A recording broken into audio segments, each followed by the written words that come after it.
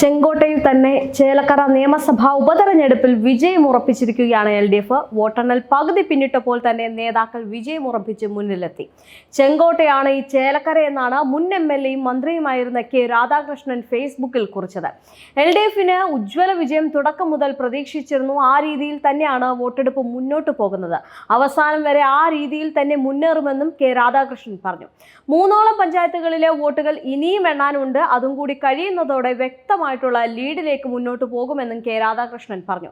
വലിയ കുപ്രചാരണങ്ങൾ നേരിട്ടുകൊണ്ടുള്ള ഈ വിജയത്തിന് തിളക്കം ഏറെയാണ്. മണ്ഡലത്തിൽ വികസന മുരടിപ്പാണെന്ന എല്ലാ കഥകൾ പറഞ്ഞു പരത്തിയിരുന്നു. എന്നാൽ അതെല്ലാം ജനങ്ങൾ തിരിച്ചറിഞ്ഞുവെന്നും, അതായത് വികസന മുരടിപ്പില്ല, വികസനമാണ് ഉണ്ടായിരിക്കുന്നത് എന്ന് അവർക്ക് മനസ്സിലായി എന്നും, എല്ലാ മേഖലയിലും മാറ്റം ഉണ്ടായിട്ടുണ്ട് എന്നും, അതുകൊണ്ടാണ് എല്ലാ വേർതിരിവുകൾക്കും അതീതമായി ചേലക്കരയിൽ LDF വിജയിച്ചത് എന്നും അദ്ദേഹം വ്യക്തമാക്കി. തുടക്കം മുതൽ തന്നെ തികഞ്ഞ ആത്മവിശ്വാസത്തിലായിരുന്നു എന്ന് സ്ഥാനാർത്ഥി UR പ്രദീപും അഭിപ്രായപ്പെട്ടു. ചേലക്കരയിലെ ജനത LDF സ്ഥാനാർത്ഥികളെ ചേർത്ത് പിടിച്ചിട്ടേയുള്ളൂ.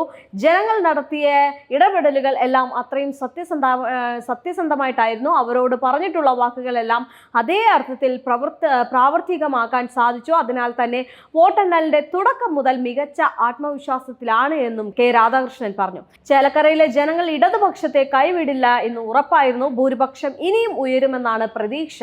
അതുകൊണ്ട് തന്നെ സംസ്ഥാനത്ത് ഭരണവിരുദ്ധ വികാരം ഇല്ല എന്ന് വ്യക്തമാക്കിയിരിക്കുകയാണ് UR പ്രദീപ് എന്ന്. നിലവിൽ 11,000 വോട്ടിന്റെ ഭൂരിപക്ഷമാണ് UR പ്രദീപിന് ഇപ്പോൾ ലഭിച്ചിരിക്കുന്നത്. മാത്രമല്ല UDF പ്രതീക്ഷിച്ച പാഞ്ഞാൽ ചേലക്കര പഞ്ചായത്തിൽ പോലും UR പ്രദീപിന് മുന്നേറാൻ സാധിച്ചു എന്നുള്ളതും ശ്രദ്ധേയമായിട്ടുള്ള കാര്യമാണ്.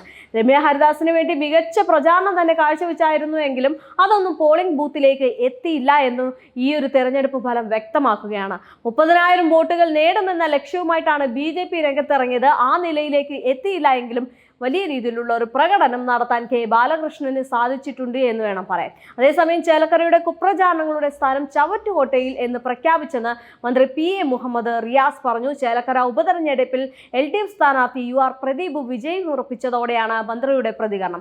ചേലക്കര കുപ്രചാരണങ്ങളുടെ സ്ഥാനം ചവറ്റുകോട്ടയിൽ എന്ന് പ്രഖ്യാപിച്ച് LDF സർക്കാരിനെ പിന്തുണച്ച വോട്ടർമാർക്ക് അഭിവാദ്യങ്ങൾ എന്നാണ് മന്ത്രി PA മുഹമ്മദ് റിയാസ് പറഞ്ഞിട്ടുള്ളത്. വരവൂർ, ദേശമംഗലം, വള്ളത്തോൾ നഗർ, പാഞ്ഞാൽ പഞ്ചായത്ത് ആദ്യ റൗണ്ട്. എന്നാൽ UDF സ്ഥാനാർത്ഥി രമ്യ ഹരിദാസ് ഒരു ഘട്ടത്തിലും മുന്നിൽ എത്തിയില്ല എന്നുള്ള ഒരു പ്രത്യേകതയുമുണ്ട്.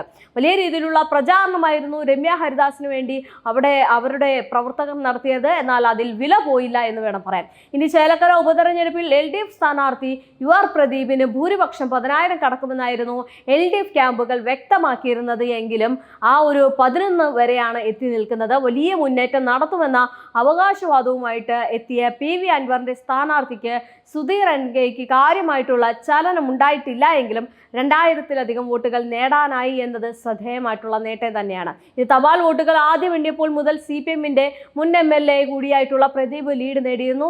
രാവിലെ 10:55 തെരഞ്ഞെടുപ്പ് കമ്മീഷൻ പുറത്തുവിട്ട കണക്ക് പ്രകാരം 6 റൗണ്ടുകളിലായിട്ട് വോട്ടെണ്ണൽ പൂർത്തിയായപ്പോൾ പ്രദീപ് തന്റെ തൊട്ടടുത്ത എതിരാളിയും കോൺഗ്രസ് സ്ഥാനാർത്ഥിയുമായിട്ടുള്ള രമ്യ ഹരിദാസിനെ 9,017 വോട്ടിന്റെ ലീഡിൽ നേടിയിരുന്നു.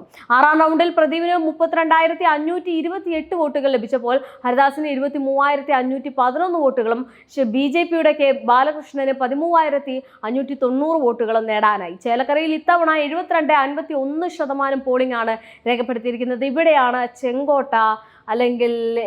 ചെങ്കോട്ട ചേലക്കരയിൽ തന്നെ എന്ന് പറയുന്നത്. വലിയ പ്രതീക്ഷയായിരുന്നു LDFന് അവിടെ ഉണ്ടായിരുന്നത്. ആ പ്രതീക്ഷ ഏകദേശം വിജയം ഉറപ്പിച്ച് കഴിഞ്ഞ രീതിയിലേക്ക് പോയി.